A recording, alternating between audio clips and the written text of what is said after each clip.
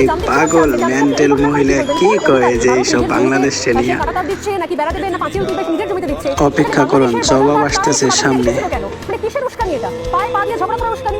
এটা যুদ্ধ দেওয়ার, যুদ্ধ করানোর জন্য এটা সুরসুরি দেওয়া, ভারত যুদ্ধ করতে চাইছে না, কোনোভাবে কোনো পদক্ষেপ নিচ্ছে না। এটা কি ধরনের ব্যবহার হলো? এটা কি ধরনের পদক্ষেপ? কি বলবেন আপনি? নমস্কার, আমি গর্বিত যে আমার বাংলাদেশে জন্ম হয়েছে এবং বাংলাদেশের বর্ডার নিয়ে আমি সম্পূর্ণভাবে গর্বিত এবং আমি এই দেশকে ভালোবাসি।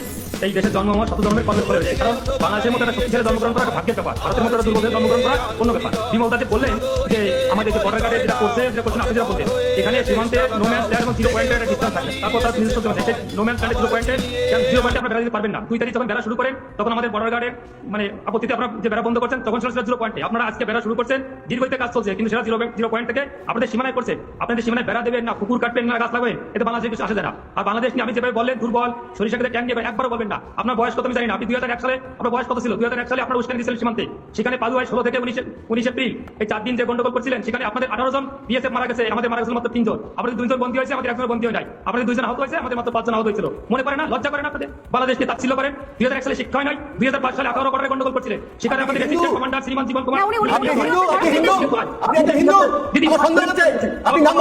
বাংলাদেশকে কথা বলার পরিবেশ নাই। বিমান বাবু যে বললেন 2001